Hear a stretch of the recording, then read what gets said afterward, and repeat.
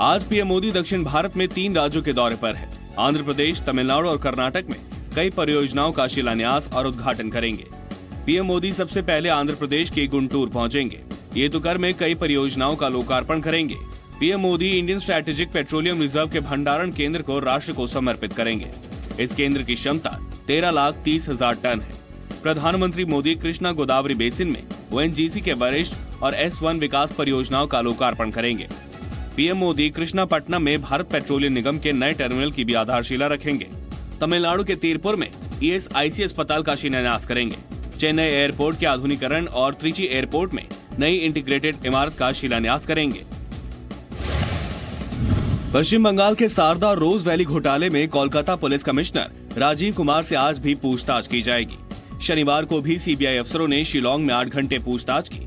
आज भी उनसे जानकारी जुटाई जाएगी। सीबीआई ने तृणमूल कांग्रेस के पूर्व सांसद कुणाल घोष को भी पूछताछ के लिए बुलाया है। राजीव कुमार पर घोटाले के सबूतों को नष्ट करने का आरोप है। सुप्रीम कोर्ट ने उन्हें जांच में सीबीआई का सहयोग करने का आदेश दिया है। ईडी ने तीसरी बार रॉबर्ट वाड्रा से पूछताछ की। मनी लॉन्ड्रिंग मामले में लगातार तीसरे दिन रॉबर्ट वाड्रा ईडी के सामने पेश हुए। अब तक रॉबर्ट वाड्रा से करीब 23 घंटे तक पूछताछ की जा चुकी है। मनी लॉन्ड्रिंग का यह मामला लंदन में संपत्ति खरीदने को लेकर है। वाड्रा सेंट्रल दिल्ली के जामनगर हाउस में मौजूद केंद्रीय जांच एजेंसी के दफ्तर में पेश हुए।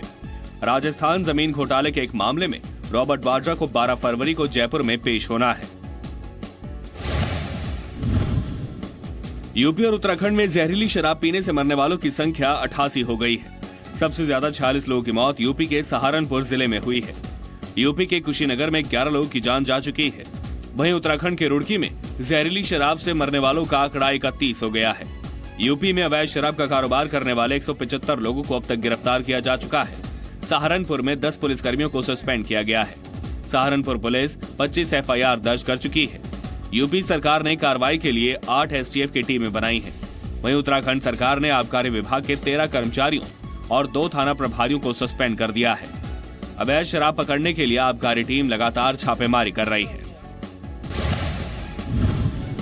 प्रधानमंत्री मोदी ने शनिवार को पूर्वोत्तर के 3 राज्यों असम, अरुणाचल प्रदेश और त्रिपुरा में कई विकास परियोजनाओं की शुरुआत की। अरुणाचल प्रदेश में पीएम ने ग्रीनफील्ड एयरपोर्ट का शिलान्यास, जबकि तेजू एयरपोर्ट के आधुनिकीकरण का उद्घाटन किया। पीएम मोदी ने कहा कि सरकार पूर्वोत्तर के विकास के लिए प्रतिबद्ध है। पीएम ने त्रिपुरा में भी कई विकास परियोजनाओं का शिलान्यास किया। अगरतला में पीएम ने महाराजा बीर बिक्रम की प्रतिमा का अनावरण किया। पीएम मोदी ने गुवाहाटी में एम्स की आधारशिला रखी। गुवाहाटी में पीएम ने कांग्रेस पर हमला बोला। कहा कि चौकीदार से भ्रष्टाचारी परेशान हैं, इसीलिए गाली देते हैं। उन्होंने ये भी कहा कि असम में नागरिकता बिल के बारे में गलत जानकारी फैलाई जा रही है। नागरिकता बिल को लेकर बीजेपी और सहयोगी दलों में तनाव बढ़ता जा रहा है। नेशनल पीपल्स पार्टी के अध्यक्ष और मेघालय के मुख्यमंत्री कॉनराड संगमा ने एनडीए से अलग होने की धमकी दी है। कॉनराड संगमा ने कहा है कि अगर नागरिकता संशोधन बिल राज्यसभा में पारित हुआ तो उनकी पार्टी एनडीए से अलग हो जाएगी। इस मुद्दे को लेकर शनिवार को एनपीपी नेताओं की बैठक भी हुई। इससे पहले 8 जनवरी को लोकसभा में नागरिकता संशोधन बिल पारित होने के बाद संगमा ने इसे दुर्भाग्यपूर्ण बताया था। मेघालय के अलावा अरुणाचल प्रदेश और मणिपुर में भी बीजेपी नेतृत्व वाली सरकार को संगमा की पार्टी एनपीपी समर्थन दे रही है। वहीं नॉर्थ ईस्ट के दौरे पर असम में पीएम मोदी कह चुके हैं कि नागरिकता बिल को लेकर गलत जानकारी फैलाई जा रही है। राजस्थान में गुर्जर आरक्षण को लेकर आंदोलन बढ़ता जा रहा है। 5% आरक्षण की मांग को लेकर गुर्जर समाज और सरकार के बीच बातचीत विफल रही है। गुर्जर समाज ने सरकार के बातचीत के न्योते को ठुकरा दिया है। गुर्जर आंदोलनकारियों ने सरकार के पास अपना कोई भी प्रतिनिधिमंडल भेजने से इनकार किया। उन्होंने कहा, जो भी बातचीत होगी सबके सामने होगी। गुर्जर समाज ने धरना स्थल छोड़ने से इनकार कर दिया है। गुर्जर आंदोलन की वजह से जगह जगह रेल और बस सर्विस ठप हो गई है। रेलवे ट्रैक पर बैठे आंदोलनकारियों की वजह से दिल्ली मुंबई रूट पर सबसे ज्यादा असर पड़ा है। कोटा से गुजरने वाली कई ट्रेनों को रद्द करना पड़ा, जबकि कई ट्रेनों का रूट बदला गया। आंदोलन की वजह से करौली और उदयपुर में भी रेल सेवा पर असर पड़ा है। राजस्थान में गुर्जर आंदोलन को देखते हुए आज होने वाली कृषि पर्यवेक्षक और महिला सुपरवाइजर की 2 परीक्षाएं भी स्थगित कर दी हैं। वहीं सीएम अशोक गहलोत ने कहा है कि आरक्षण के लिए संविधान में संशोधन जरूरी है, इसीलिए गुर्जर समाज केंद्र सरकार से संशोधन की मांग करे। जम्मू कश्मीर के कुलगाम में सुरक्षा बलों ने आतंकियों को घेर लिया है और मुठभेड़ चल रही है। खबरों के मुताबिक यहां के केलम गांव में सुरक्षा बलों ने 2 से 3 आतंकियों को घेरा है। आतंकियों के खिलाफ इस कार्रवाई में सेना की 9RR बटालियन के साथ CRPF और जम्मू कश्मीर पुलिस के जवान भी शामिल हैं। अफजल गुरु की बरसी पर कश्मीर घाटी में बड़े आतंकी हमले की आशंका है। खुफिया एजेंसियों ने जम्मू कश्मीर में सुरक्षा बलों पर बड़े आतंकी हमले का अलर्ट जारी किया है। यह हमला कैंप और चौकियों पर देर रात या सुबह के वक्त किया जा सकता है। पहले भी खुफिया एजेंसियों ने हमले का अलर्ट जारी किया था। आतंकी सेना के कैंप को निशाना बना सकते हैं। उधर अलगाववादियों ने आज कश्मीर में बंद का भी ऐलान किया है। कश्मीर में बंद के दौरान हिंसक विरोध की भी आशंका है। पाकिस्तान ने सीमा पार से फिर स्नाइपर अटैक किया है। पाकिस्तान के स्नाइपर अटैक से राजौरी में LOC पर तैनात एक जवान घायल हो गया। नौशेरा सेक्टर के कलाम इलाके में जवान चौकी पर तैनात था कि इसी दौरान पाकिस्तान ने भारतीय जवान पर गोली दाग दी। घायल जवान को सेना के अस्पताल में भर्ती कराया गया है। सीमा पार से पाकिस्तान लगातार सीज फायर का उल्लंघन कर रहा है। LOC पर पाकिस्तान गोलीबारी कर भारतीय सेना को उकसाने की भी कोशिश करता रहा है। पश्चिम बंगाल के नदिया के कृष्णागंज से TMC विधायक सत्यजीत विश्वास की शनिवार को अज्ञात हमलावरों ने गोली मारकर हत्या कर दी। सत्यजीत विश्वास अपने इलाके के एक सरस्वती पूजा समारोह में हिस्सा लेने गए थे। इसी दौरान उनकी हत्या कर दी गई। सरस्वती पूजा के कार्यक्रम में मंच से उतरने के बाद हमलावरों ने उन पर ताबड़तोड़ कई गोलियां चलाई। TMC के जिला अध्यक्ष ने बीजेपी के एक स्थानीय नेता को इसका जिम्मेदार ठहराया है। बीजेपी ने आरोपों से इनकार किया है। बीजेपी अध्यक्ष अमित शाह ने पुणे में कार्यकर्ता सम्मेलन को संबोधित करते हुए कहा है कि हम सबकी पहचान बीजेपी के एक कार्यकर्ता की है। देश के सभी राजनीतिक दलों में से बीजेपी कई मायनों में अलग है। बीजेपी कार्यकर्ताओं की पार्टी है, नेताओं की पार्टी नहीं है। हम वोट बैंक की राजनीति नहीं करते। हमारे लिए मां भारती की सुरक्षा सर्वोच्च प्राथमिकता है। अमित शाह ने कहा 2019 में बीजेपी जीती तो परिवारवाद और जातिवाद खत्म हो जाएगा।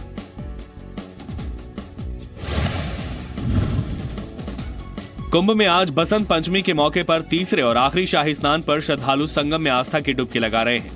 माना जा रहा है कि आज 2 करोड़ से ज्यादा श्रद्धालु संगम में डुबकी लगाएंगे। इससे पहले 2 शाही स्नान मकर संक्रांति और मौनी अमावस्या पर संपन्न हो चुके हैं। पंचमी तिथि 2:09 तक है। इसीलिए माना जाता है कि स्नान दान का सबसे अच्छा समय है।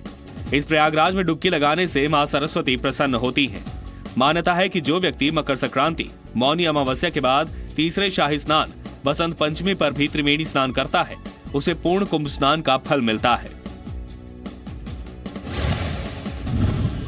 दुनिया भर में सनातन धर्म के प्रचार के लिए पहली बार प्रयागराज कुंभ में 9 विदेशी संतों को चुना गया है। सभी को निर्मोही अखाड़ा ने महामंडलेश्वर की उपाधि से सम्मानित किया है।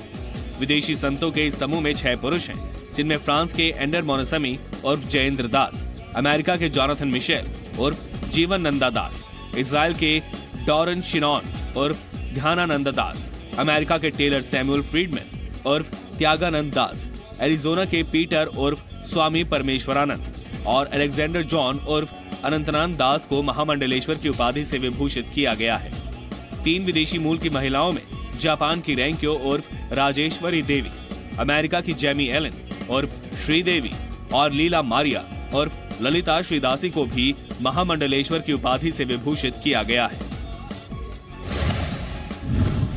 मोदी सरकार में एक और मंत्री ने 2019 में लोकसभा चुनाव लड़ने से इनकार किया है। विदेश मंत्री सुषमा स्वराज के बाद केंद्रीय मंत्री थावरचंद गहलोत ने लोकसभा चुनाव लड़ने से मना कर दिया है। MP के रतलाम में थावरचंद गहलोत ने कहा कि उन्हें इस मैदान में धकेलने की कोशिश न की जाए। थावरचंद गहलोत मध्य प्रदेश से बीजेपी के राज्यसभा सांसद हैं। थावरचंद MP के शाजापुर से 1996 से 2009 तक लोकसभा सांसद भी रह चुके हैं। थावरचंद गहलोत ने बीजेपी छोड़कर कांग्रेस का हाथ थामने वाले रामकृष्ण कुसमारिया पर पार्टी से विश्वासघात का भी आरोप लगाया। ZMCL यानी जी मीडिया कॉर्पोरेशन लिमिटेड ने न्यूज वेबसाइट द वायर को चलाने वाली फाउंडेशन फॉर इंडिपेंडेंट जर्नलिज्म पर आपराधिक मानहानि का मुकदमा दर्ज किया है। दिल्ली की पटियाला हाउस कोर्ट में ZMCL ने केस दर्ज किया है, जिसमें गुलाम शेख बुदान, अनुज श्रीवास, मंगलम केसवन वेणु, सिद्धार्थ वृद्राजन, सिद्धार्थ रोशन लाल भाटिया पर भी आरोप लगाए गए हैं। ZMCL ने अपनी याचिका में कहा है कि 21 जनवरी 2019 को प्रकाशित किए गए अपने झूठे लेखों के जरिए इन सभी लोगों ने इरादतन कंपनी की छवि खराब की है। उन्होंने कंपनी की साख को नुकसान पहुंचाने की कोशिश की है। ZMCL ने अपनी याचिका में कहा है कि इस तरह के लेख सिर्फ ब्रेकिंग न्यूज बनाने के लिए छापे गए और ये साजिश के तहत किया गया, जिसमें कोई सच्चाई नहीं है। जम्मू कश्मीर के कई इलाकों में भारी बर्फबारी जारी है। पुंछ के ऊंचाई वाले इलाकों से अभी भी संपर्क कटा हुआ है, जिसे बनाने की कोशिश की जा रही है। सड़क संपर्क को फिर से बहाल करने का काम तेज किया गया है। बर्फ हटाने के काम में आधुनिक मशीनों को लगाया गया है। वायुसेना का ग्लोब मास्टर आज 170 लोगों को श्रीनगर से लेकर जम्मू पहुंचेगा, जिसमें गेट की परीक्षा देने वाले उम्मीदवार भी हैं। छत्तीसगढ़ सरकार ने senior IPS officer Mukesh Gupta और रजनेश सिंह को निलंबित कर दिया है। PDS घोटाले और फोन टेपिंग मामले में दोनों अफसरों के खिलाफ कार्रवाई की गई है। छत्तीसगढ़ की EOW यानी आर्थिक अपराध शाखा ने इस मामले में कई गंभीर धाराओं में दोनों अफसरों के खिलाफ केस दर्ज किया है। 2015 में PDS के घोटाले की शिकायत पर EOW ने छापा मारा था। इस मामले में कई राजनेताओं और अधिकारियों के नाम सामने आए थे। उस वक्त EOW में तैनात मुकेश गुप्ता को इस मामले की जांच सौंपी गई थी। आरोप है कि उन्होंने जानबूझकर जांच की दिशा प्रभावित की। इस दौरान IPS रजनेश सिंह भी EOW में SP के तौर पर काम कर रहे थे। दोनों अफसरों पर आरोप है कि इन्होंने जानबूझकर कई बड़े चेहरों को बचाने की कोशिश की। पिछली सरकार में इंटेलिजेंस चीफ रहते हुए मुकेश गुप्ता और रजनेश सिंह पर अवैध तरीके से फोन टेपिंग का भी आरोप है। यूपी के ललितपुर में टोल कर्मियों के साथ मारपीट की गई है। NH 44 पर भीगाखेत टोल प्लाजा पर टोल कर्मियों को दौड़ा कर पीटा गया। आरोप है कि बारातियों से भरी बस ने टोल देने से इनकार कर दिया, जिसके बाद विवाद इतना बढ़ गया कि बारातियों ने टोल कर्मियों के साथ मारपीट की। घटना के बाद टोल कर्मियों ने पुलिस से इस मामले में शिकायत दर्ज कराई है, लेकिन अब तक कोई कार्रवाई नहीं हुई है। मारपीट की तस्वीरें टोल बूथ पर लगे CCTV कैमरों में रिकॉर्ड हो गई हैं।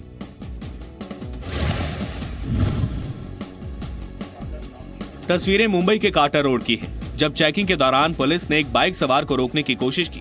बाइक सवार ने पुलिस से बचने के लिए सामने खड़े पुलिसकर्मी को ही जोरदार टक्कर मार दी। बाइक की रफ्तार इतनी तेज थी कि टक्कर के बाद पुलिसकर्मी करीब 15 फीट दूर जाकर गिरा। हादसे के बाद पुलिसकर्मी गंभीर रूप से घायल हो गया। इलाज के लिए पुलिसकर्मी को अस्पताल में भर्ती कराया गया है। पुलिस ने आरोपी बाइक सवार को गिरफ्तार कर लिया है। हादसे की तस्वीरें वहां लगे CCTV में रिकॉर्ड हुई हैं। मध्य प्रदेश के सागर में डॉक्टर की लापरवाही से एक बच्ची की जान चली गई। परिवार का आरोप है कि मुदेलखंड मेडिकल कॉलेज में डॉक्टर ज्योति राउत ने वेंटिलेटर मशीन का हवाला देकर इलाज करने से इनकार कर दिया।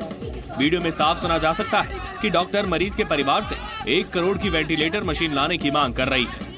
मैं PICU देखती हूँ, वहाँ पे उनको बच्चों को वेंटिलेटर की जरूरत होती है। हम इंट्यूबेट करते हैं और मैनुअल वेंटिलेशन करते हैं, पता है आपको। लेकिन वेंटिलेटर मशीन 1 करोड़ की आती है, वो है नहीं हमारे अस्पताल। आप ला देंगे क्या? वीडियो में डॉक्टर ये भी कह रही है कि बच्ची को इलाज के लिए वेंटिलेटर मशीन की जरूरत है। परिवार के मुताबिक इलाज नहीं मिलने की वजह से बच्ची की मौत हो गई। नाराज परिवार ने अस्पताल के बाहर शव रखकर प्रदर्शन किया। परिवार ने इस मामले में पुलिस में भी शिकायत दर्ज कराई है। वहीं अस्पताल प्रशासन ने इस बारे में कोई सफाई नहीं दी है।